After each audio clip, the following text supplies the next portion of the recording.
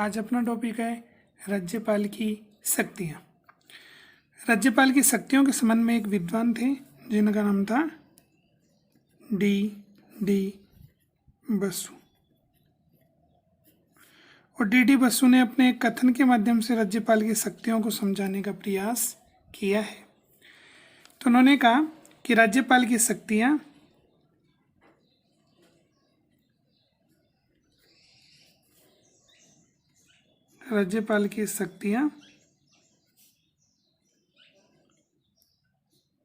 राष्ट्रपति के समान है।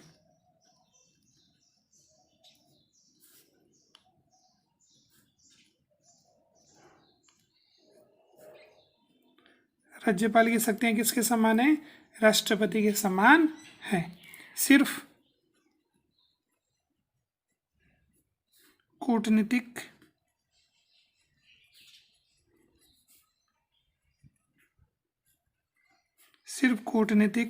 सैनिक और संकटकालीन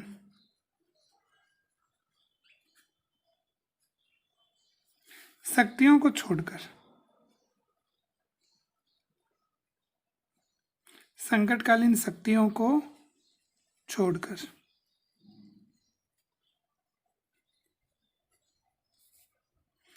तो ये किसने कहा? ये कहने वाले थे डी बसु। तो डी बसु ने क्या कहा कि राज्यपाल के पास एक तो कूटनीतिक शक्ति नहीं है, एक सैनिक शक्ति नहीं है और संकटकालीन शक्ति नहीं है। हमने राष्ट्रपति वाले टॉपिक में पढ़ा था कि राष्ट्रपति की शक्तियाँ दो भागों में विभाजित थी, एक तो सामान्यकालीन शक्तियाँ, दूसरी संकटकालीन या आपातकालीन शक्तियाँ। तो राष्ट्रपति के पास तो दोनों शक्तियाँ हैं, जबकि राज्यपाल के पास सिर्फ सामान्यकालीन शक्तियाँ हैं, संकटकालीन शक्तियाँ नहीं हैं।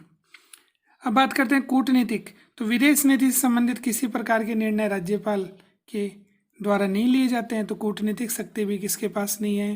राज्यपाल के पास नहीं है। सैनिक शक्ति की बात करें तो राष्ट्रपति को सर्वोच्च कमांडर कहा जाता है, सर्वोच्च सेनापति कहा जाता है, लेकिन राज्यपाल के पास ऐसी शक्तियाँ नहीं है। तो इस प्रकार से अगर तीन चीज़ों को छोड़ दें तो बाकी जो शक्तियाँ हैं वो राष्ट्रपति के क्या हैं? समान ही हैं। किसकी शक्तियाँ? राज्यपाल की शक्तियाँ। अब राज्यपाल की शक्तियों को हम कुछ बिंदुओं के माध्यम से पढ़ेंगे। सबसे पहले हम पढ़ते हैं कार्यपालिका शक्ति। कार्यपालिका शक्ति। अब कार्यपालिका शक्ति में क्या आता है, तो इसे एक हेडिंग के माध्यम से हम पढ़ लेते हैं। महत्वपूर्ण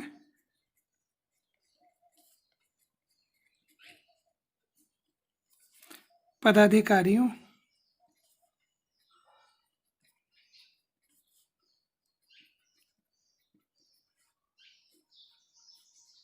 की नियुक्ति।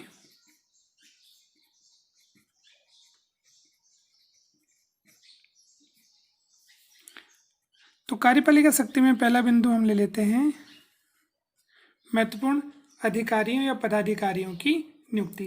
अब इसमें महत्वपूर्ण पदाधिकारियों में कौन कौन आता है? तो देखो, राज्यपाल सबसे पहले मुख्यमंत्री को चुनता है। राज्यपाल सबसे पहले किसको चुनता है? मुख्यमंत्री को। मुख्यमंत्री को चुनने के बाद में मुख्यमंत्री की सलाह पर अन्य मंत्रियों की नियुक्ति की जाती है। किसके माध्यम से? राज्यपाल के माध्यम से। तो मुख्यमंत्री को चुनता है, मुख्यमंत्री के बाद में अन्य मंत्रियों को चुनता है। फिर महाधिवक्ता, राज्य का महाधिवक्ता। राज्य का महाधिवक्ता कौन होता है? तो एक प्रकार से सरकारी वकील। तो राज्य का प्रथम विधि अधिकारी होता है कौन? महाधिवक्ता, जो सरकार के पक्ष में कार्य करता है। अगर सरकार के विरुद्ध कोई केस दायर होता है तो उसमें पैरवी किसके माध्यम से की जाती है? राज्य के महाधिवक्ता के माध्यम से की जाती है। तो राज्य के महाधिवक्ता की नियुक्ति भी किसके माध्यम से की जाती है? राज्यपाल के माध्यम से की जाती है। फिर बात करते हैं राज्य लोक सेवा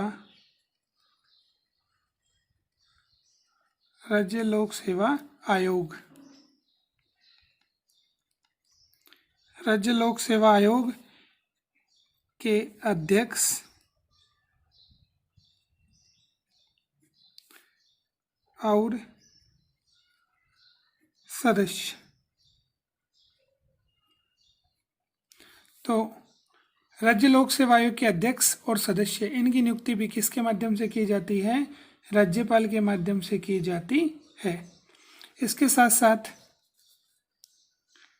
उच्च न्यायालय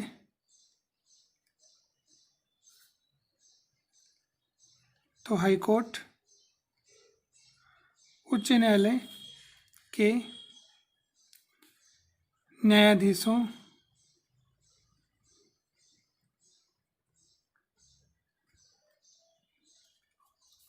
को चुनने में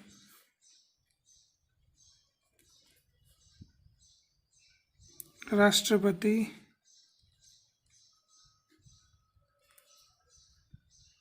को क्या देना? सलाह देना। तो अनुच्छेद 217 के अनुसार हाईकोर्ट के न्यायाधीशों को चुनना है, तो काम तो किसका? ये राष्ट्रपति का। लेकिन अगर राष्ट्रपति चाहें कि राज्यपाल की सलाह लेनी है, तो फिर राज्यपाल से सलाह लेकर के हाईकोर्ट के न्यायाधीशों को चुना जाता है। तो इस प्रकार से हाईकोर्ट के न्यायाधीशों की हमने बात की। फिर बात करते हैं हम राज्य के विश्वविद्यालयों की। राज्य के विश्वविद्यालय,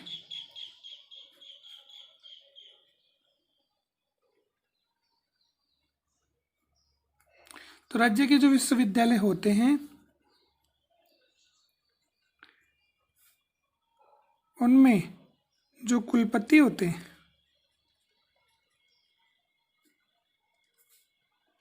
उनकी नियुक्ति भी किसके माध्यम से की जाती है? राज्यपाल के माध्यम से की जाती है। और राज्यपाल इन राज्य के जो विश्वविद्यालय हैं उनका कुलाधिपति होता है, कुलपतियों का भी अधिपति होता है। तो राज्य के जो विश्वविद्यालय हैं उनके कुलपतियों की नियुक्ति भी किसके माध्यम से की जाती है? राज्यपाल के माध्यम से की जाती है। तो इस प्रकार से हमने देखा कि महत्वपूर्ण अधिकारी जो राज्य में होते हैं उनकी नियुक्ति किसके माध्यम से की जाती है? राज्यपाल के माध्यम से की जाती है। और ये सभी प्रकार की जो नियुक्ति आती है वो राज्यपाल की कौन सी शक्ति के अंतर्गत आती है? कार्यपालिका शक्ति के अंतर्गत।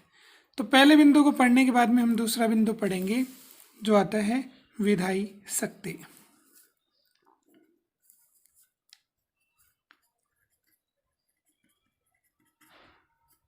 विधायी शक्ति,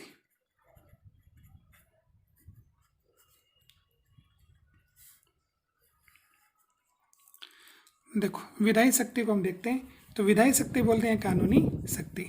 सबसे पहले अनुच्छेद की बात करते हैं। एक अनुच्छेद आता है अनुच्छेद 168, जिसमें राज्य विधानमंडल के अंगों का उल्लेख मिलता है। उल्लेख किसका मिलता है? राज्य विधान मंडल।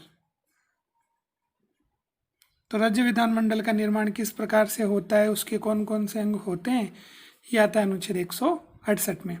अब यहाँ पर विधानसभा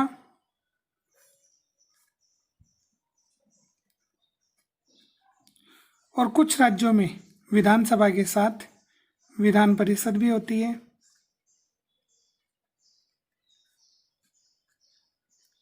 ठीक है, इसमें राज्यपाल को भी जोड़ा गया है।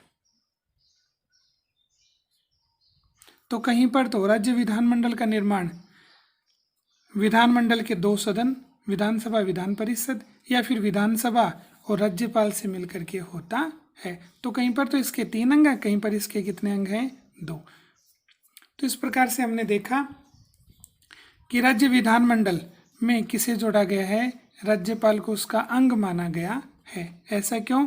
क्योंकि राज्य विधानमंडल का मुख्य काम है कानून बनाना, और कानून तब तक नहीं बनता है जब तक राज्यपाल उस विधेयक पर अपनी अनुमति प्रदान नहीं करते हैं। तो राज्यपाल की अनुमति से ही विधेयक किसका रूप धारण करता है? कानून का रूप धारण करता है। इसलिए ये शक्ति कौन सी आ गई? कानूनी शक्ति या विधायी शक्ति। तो एक तो विधानमंडल का अंग होता है कौन? राज्यपाल। अब बात करते हैं कि राज्य विधानमंडल बनाता है कानून। कानून कब बनाएगा? जब राज्य विधानमंडल की क्या हो? बैठक हो। तो बात करते हैं, इसको कुछ बिंदुओं के माध्यम से हम पढ़ लें। तो पहला बिंदु अगर हम इसमें लें तो आ जाएगा राज्य विधानमंडल की बैठक बुलाना। राज्य विधानमंडल की बैठक बुलाना। तो राज्य विधानमंडल की बैठक कौन बुलाता है? तो संविधान का अनुच्छेद आता है 174, अनुच्छेद 174। अनुच्छेद 174 हूबहू वैसा ही है जैसा अनुच्छेद 85 हमने पढ़ा था राज्यपाल राष्ट्रपति के संदर्भ में। तो अनुच्छेद 85 राष्ट्रपति के संदर्भ में कहता है कि राष्ट्रपति संसद की बैठक को बुलाता है, उसका सत्रावसान करता है, उसको स्थगित करता है। उसी प्रकार से यही शक्ति राज्य के संदर्भ में किसके पास है? राज्यपाल के पास है। तो राज्यपाल क्या करेगा? राज्य विधानमंडल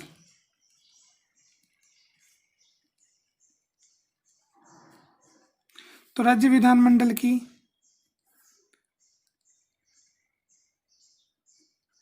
बैठक बुलाता है।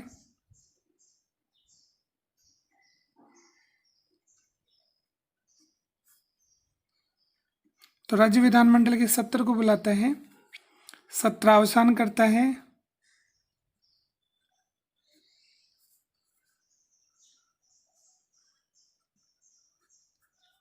सत्र को स्थगित कर सकता है,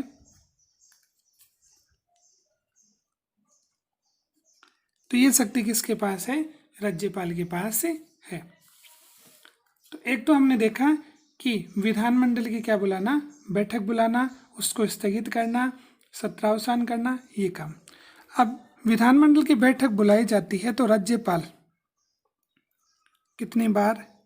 राज्यपाल प्रतिवर्ष, राज्यपाल 2 बार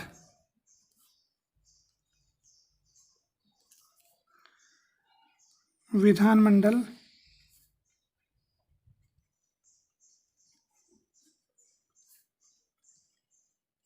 में क्या देता है? भाषण।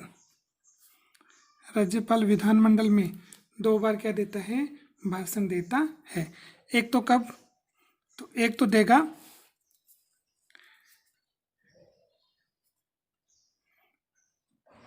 नए वर्ष, जब भी नया साल शुरू होता है तो नए वर्ष पर प्रथम बैठक जब होगी विधानमंडल की, तो उस प्रथम बैठक को संबोधित कौन करेगा? राज्यपाल करेगा। तो प्रतिवर्ष प्रथम बैठक होगी, उसे संबोधित करने का काम किसके माध्यम से किया जाएगा? राज्यपाल के माध्यम से किया जाएगा। एक तो ये, और एक जब भी चुनाव होता है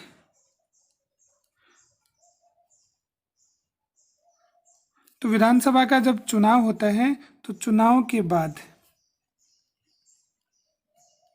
विधानसभा के चुनाव के बाद प्रथम बैठक जब होती है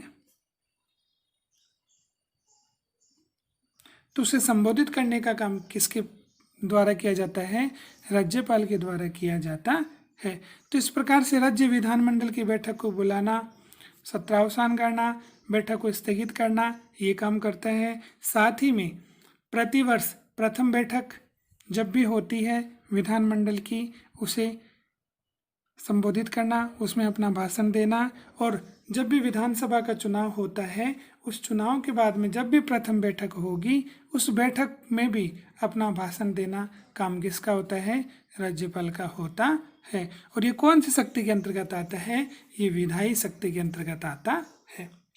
तो पहले पॉइंट को हमने पढ़ा, दूसरे पॉइंट को हम देखते हैं, मनोनीत करने की शक्ति।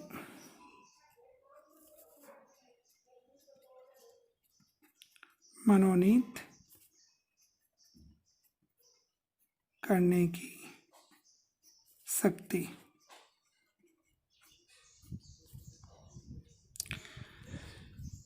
ये शक्ति भी हूबहू वैसी है जैसी कि हमने केंद्र में किसकी पढ़ी थी, राष्ट्रपति की पढ़ी थी।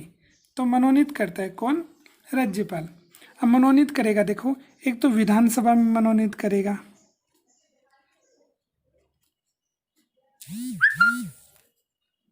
एक तो कहाँ मनोनीत करेगा, विधानसभा में, और दूसरा मनोनीत कहाँ पर करेगा, विधान परिषद में।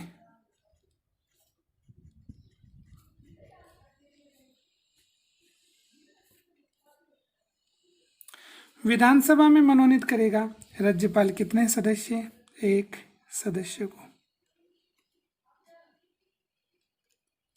और विधान परिषद में 1/6 सदस्य।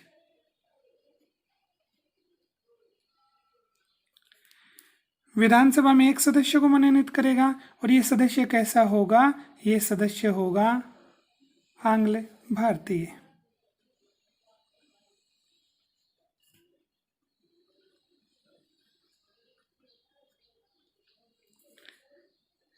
विधान परिषद की बात करें तो 1/6 सदस्यों की नियुक्ति की जाएगी, उन्हें मनोनीत करेगा राज्यपाल।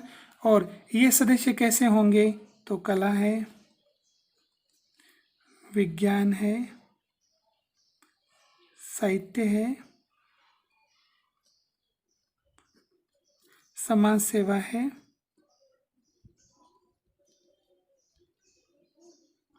सहकारिता है,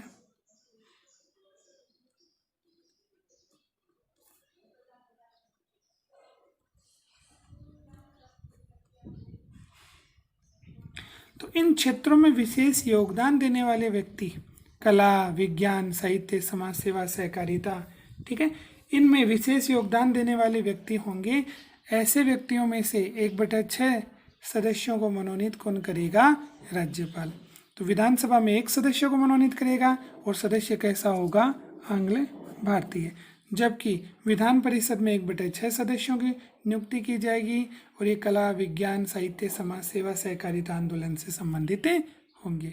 तो ये हमने पढ़ा विधायी में दूसरा, मनोनीत करने की शक्ति। फिर हम पढ़ते हैं अगला बिंदु नंबर 3, अध्यादेश जारी करने की शक्ति।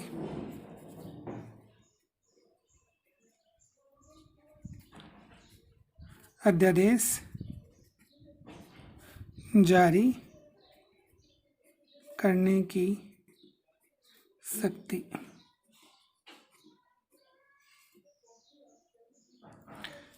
अध्यादेश जारी करने की शक्ति, सबसे पहले अनुच्छेद की बात करते हैं।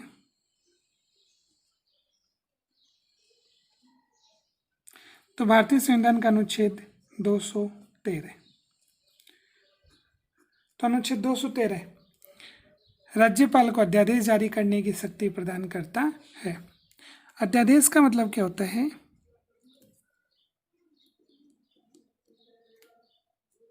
एक प्रकार से कानून बनाना। अब देखो सामान्य रूप से नियम क्या बना हुआ है कि कानून बनाए किसके माध्यम से जाएगा, राज्य विधानमंडल।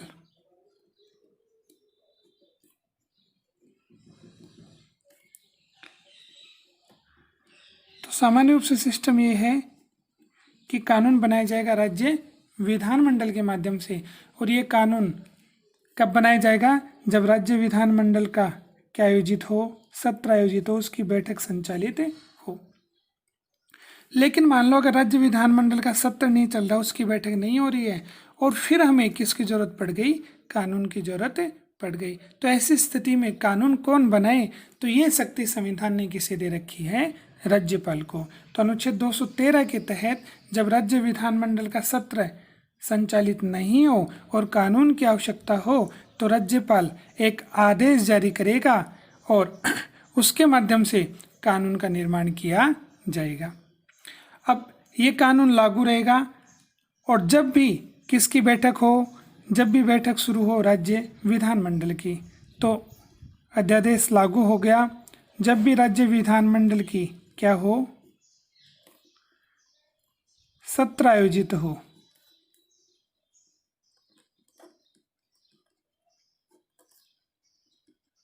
ठीक है, उसके 6 सप्ताह है।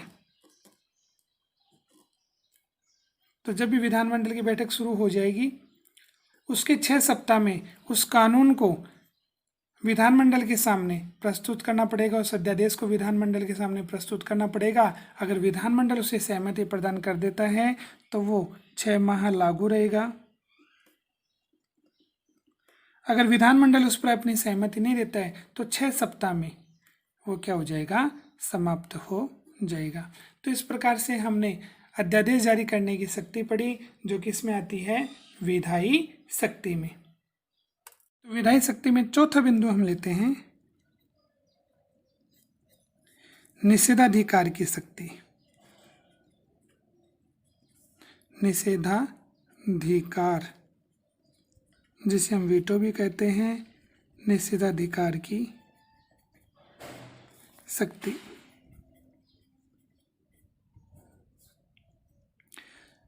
अब निषेधाधिकार का मतलब होता है वीटो। तो देखो,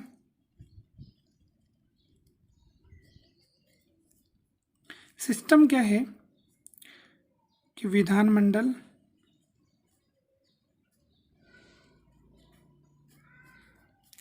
किसी विधेयक को स्वीकृति प्रदान करके किसके पास भेजेगा, राज्यपाल के पास।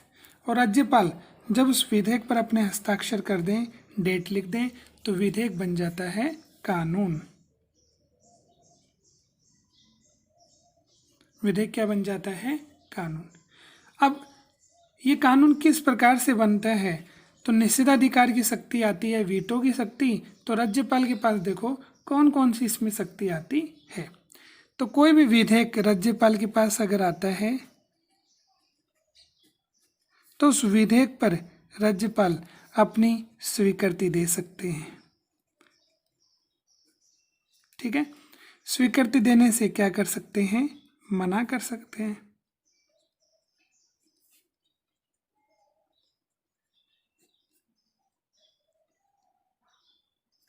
ठीक है, तो एक तो स्वीकृति दे देंगे या फिर क्या कर देंगे, मना कर देंगे। दो की बात कर ली हमने। कुछ विधेयक को राज्यपाल स्वीकृति के लिए किसके पास भेज सकते हैं, राष्ट्रपति के पास भेज सकते हैं।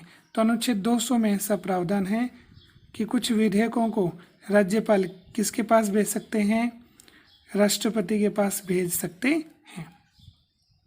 तो विधेयक के संबंध में तीसरी बात ये हुई। चौथी बात आती है साधारण विधेयक के संबंध में।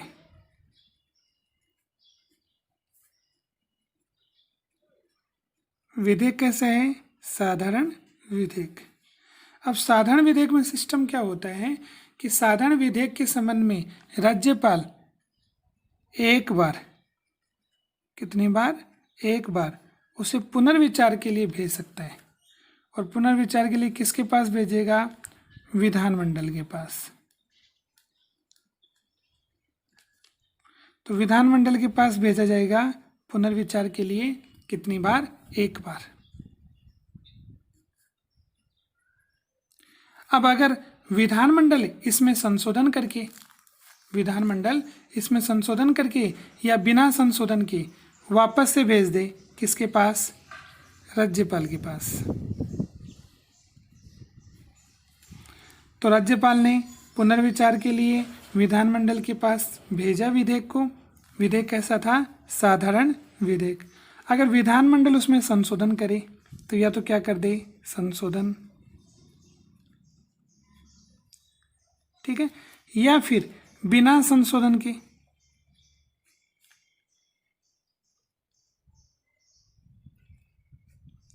वापस किसके पास भेज दे, राज्यपाल के पास भेज दे।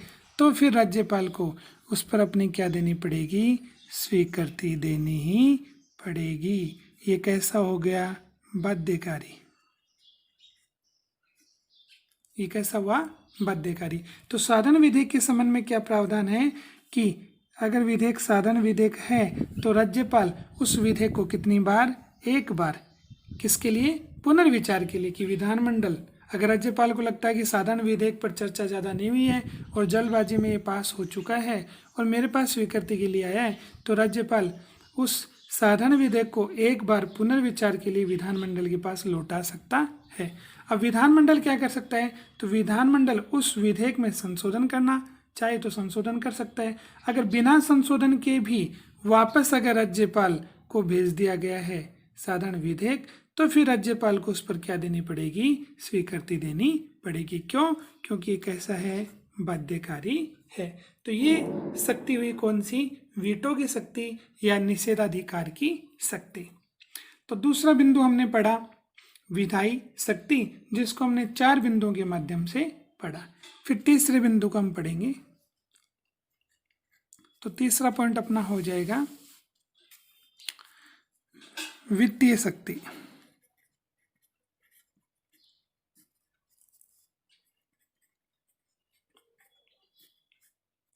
तो राज्यपाल की तीसरी शक्ति कौन सी आ जाएगी? वित्तीय शक्ति। अब देखो, वित्तीय शक्ति की बात करें तो इसमें बात करते हैं सबसे पहले हम बजट की। पहले तो देखो, बजट किसे कहते हैं? तो आय व्यय का वार्षिक वित्तीय विवरण।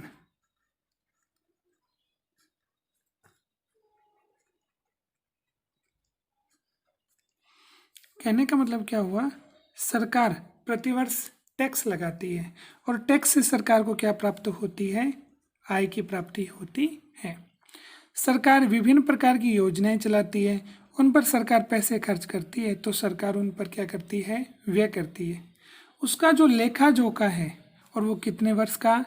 1 वर्ष का, उसे क्या कहा जाता है? उसे बजट कहा जाता है। तो बजट से मतलब हो गया कि 1 साल का रिकॉर्ड कि सरकार के पास कितना पैसा है, सरकार ने कितना पैसा खर्च कर दिया, उसे बजट कहते हैं। अब बात करें बजट की, तो देखो, विधानमंडल के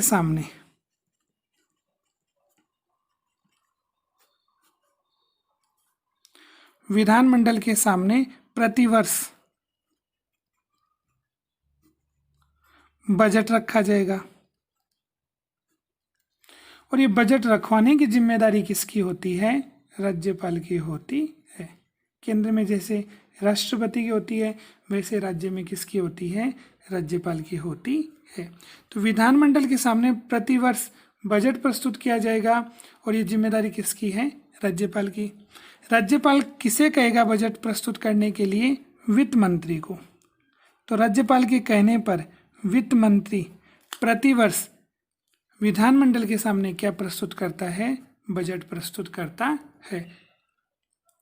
अब बजट जब तक सरकार पास नहीं करा लेती है, बजट जब तक विधानमंडल के माध्यम से स्वीकृत नहीं होता है, तब तक किसी भी प्रकार की आय और व्यय से संबंधित सरकार क्या नहीं कर सकती है? सरकार किसी भी प्रकार की क्या नहीं कर सकती है? कार्य नहीं कर सकती है। तो सरकार काम करेगी और इसके लिए ज़रूरी है कि सरकार के पास क्या होना चाहिए? बजट होना चाहिए। तो विधानमंडल के सामने बजट को रखवाना जिम्मेदारी किसकी है? राज्यपाल की। आगे हम बात कर लेते हैं धन विधेयक को लेकर के।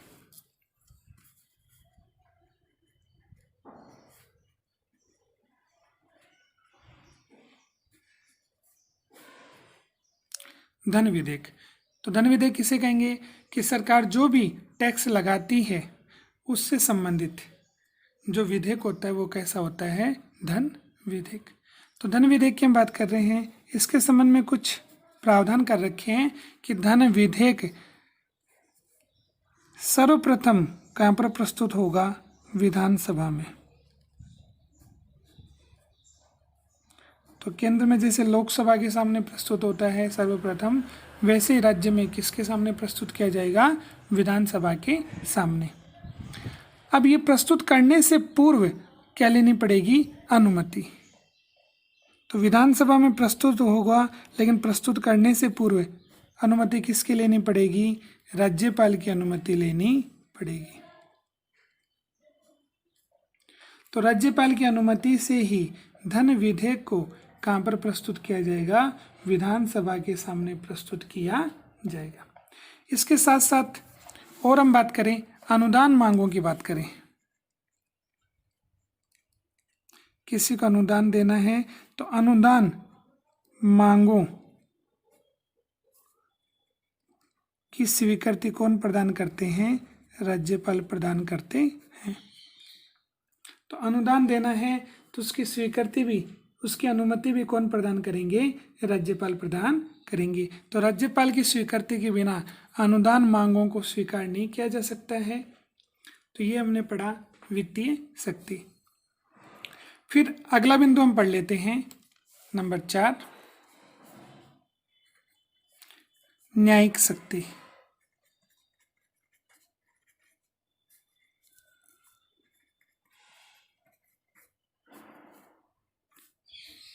न्यायिक शक्ति।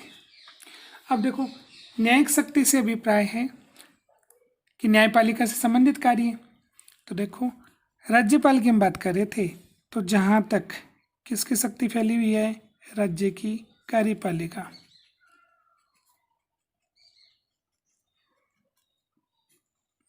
तो राज्य की कार्यपालिका शक्ति का विस्तार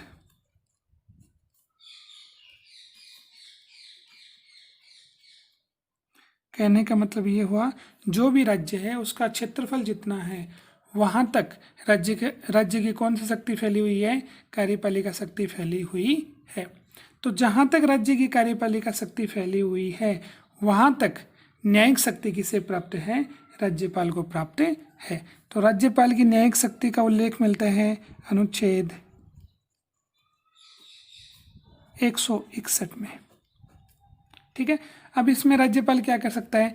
अगर राज्य की कार्यपालिका शक्ति के अंतर्गत किसी व्यक्ति को दंड मिला है, उसे सजा प्राप्त हुई है, तो सजा के संबंध में उसे क्षमा किया जा सकता है, पूरी तरह से उसे माफ़ी दी जा सकती है, सजा को माफ़ किया जा सकता है, या फिर उसकी सजा को प्रविलंबन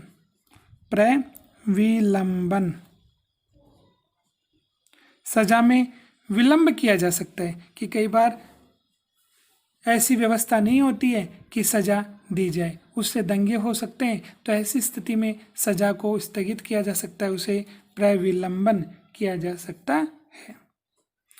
तो सजा को माफ कर सकता है, उसका प्रविलंबन कर सकता है, उस सजा पर विराम लगा सकता है। ठीक है। तो कुछ समय के लिए सजा पर क्या लगा देंगे? विराम लगा देंगे। या फिर सजा को कम कर सकते हैं, उसका लघुकरण किया जा सकता है। तो सजा को कम किया जा सकता है, माफ किया जा सकता है, उसे पोस्टपोन किया जा सकता है, सजा पर विराम लगाया जा सकता है। अब यहाँ पर नोट करने वाली बात यह है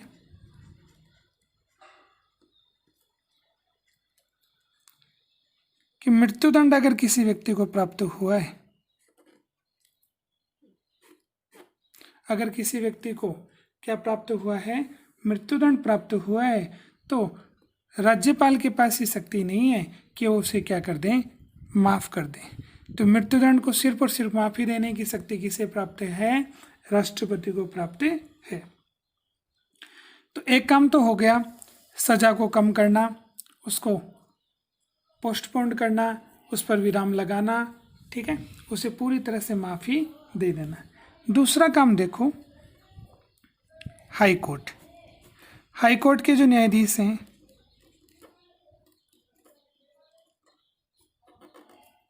तो हाई कोर्ट के न्यायाधीश, उन न्यायाधीशों को चुनना है, तो न्यायाधीश की नियुक्ति, तो हाई कोर्ट के न्यायाधीशों की नियुक्ति करनी है, तो उसमें राष्ट्रपति को राज्यपाल क्या देते हैं? सलाह। तो सलाह दी जाती है, किसे दी जाती है? राष्ट्रपति को। किसके माध्यम से दी जाती है? राज्यपाल के माध्यम से दी जाती है।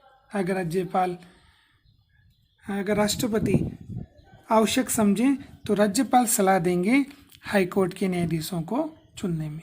ठीक है। इसके अलावा क्या होगा? जब हाई कोर्ट का मुख्य न्यायाधीश चुन लिया जाता है तो हाई कोर्ट के मुख्य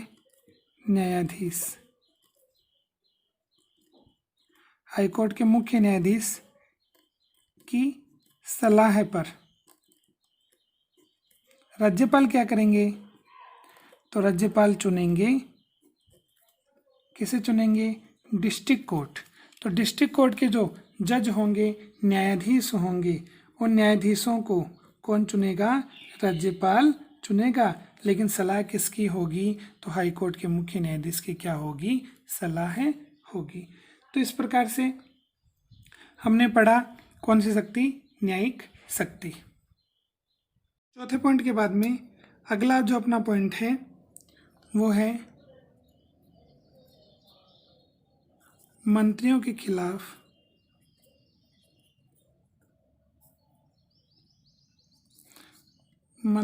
खिलाफ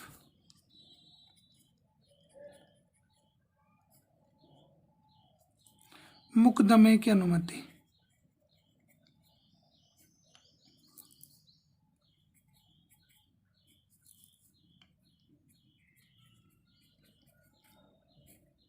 देना।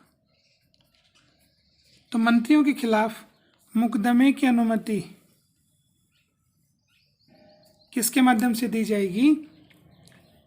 राज्यपाल के माध्यम से दी जाएगी। हुआ क्या? तो 5 नवंबर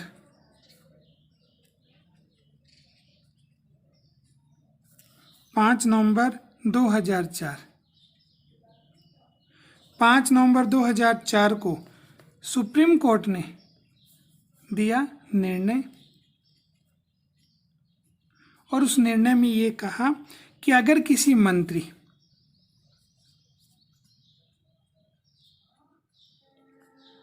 किसी भी मंत्री के खिलाफ, ठीक है, कोई मामला बन गया, किसी मंत्री के विरुद्ध कोई केस बनता है, तो राज्यपाल उस मंत्री के विरुद्ध, ठीक है, केस चलाने की क्या प्रदान कर सकते हैं? अनुमति प्रदान कर सकते हैं। ठीक है, चाहे मंत्री परिषद है उसने अनुमति नहीं दी हो। तो मंत्री परिषद ने चाहे अनुमति दी है या नहीं दी, तो बिना मंत्री परिषद की अनुमति के राज्यपाल को अगर लगता है किसी मंत्री के विरुद्ध कोई केस दायर हुआ है तो वो केस चलाने के लिए अनुमति प्रदान कर सकते हैं। ये शक्ति किसके माध्यम से प्राप्त हुई? राज्यपाल को सुप्रीम कोर्ट के माध्यम से प्राप्त हुई। तो मंत्रियों के खिलाफ कोई भी मुकदमा दायर होता है तो उसकी अनुमति राज्यपाल दे सकते हैं, चाहे मंत्रिपरिषद उसकी अनुमति दे या नहीं दे। तो ये अपना कौन सा बिंदु हो गया? 5वां बिंदु। फिर पढ़ते हैं हम अन्य शक्तियों को, कि राज्यपाल को और भी कुछ शक्तियां प्राप्त हैं।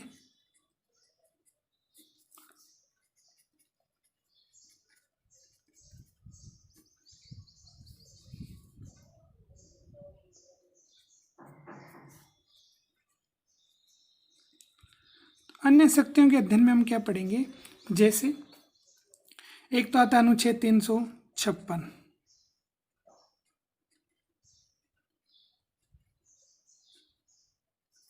अनुच्छेद 356। अनुच्छेद 356 में आपको पता है क्या होता है कि जब किसी राज्य में संवैधानिक तंत्र असफल हो जाता है,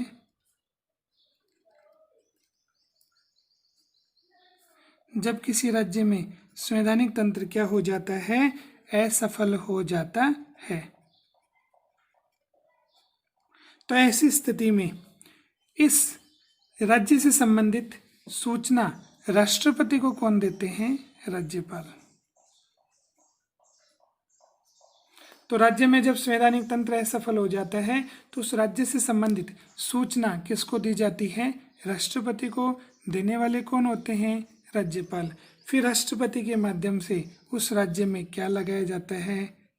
राष्ट्रपति शासन।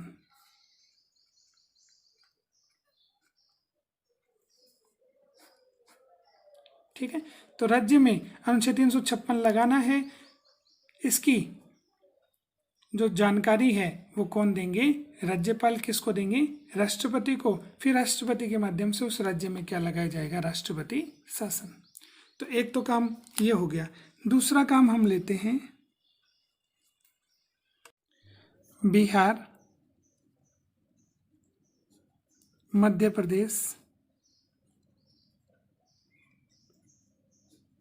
और उड़ीसा।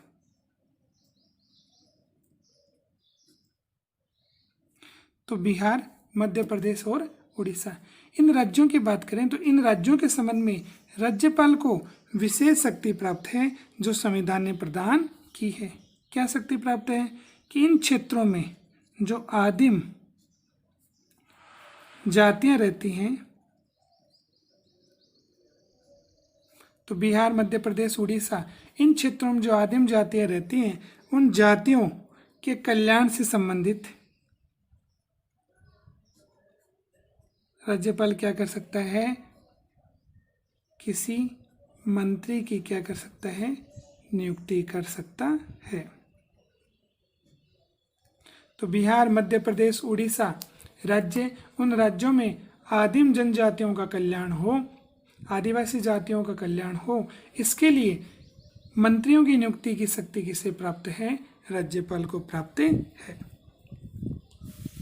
इसके बाद में एक बात और हम करते हैं, नंबर 3। फिर बात करते हैं असम की,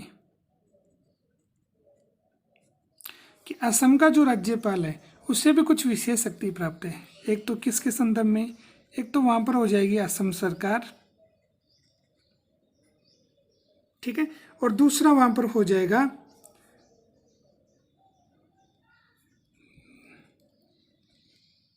जिला परिषद। और ये जिला परिषद किससे संबंधित? आदिम जाति, आदिम जाति या क्षेत्र।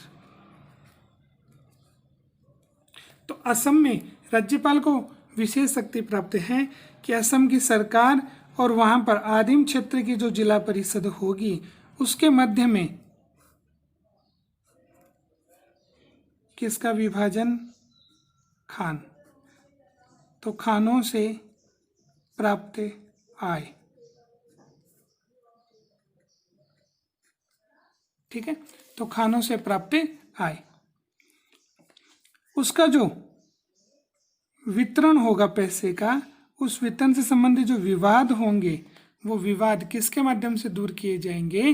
राज्यपाल के माध्यम से दूर किए जाएंगे। वापस से देखो कि असम सरकार और वहां पर आदिम क्षेत्र की जो जिला परिषद होगी उनके मध्य में खानों से प्राप्त जो आय है, जो पैसा है, उसका वितरण किसके माध्यम से किया जाएगा?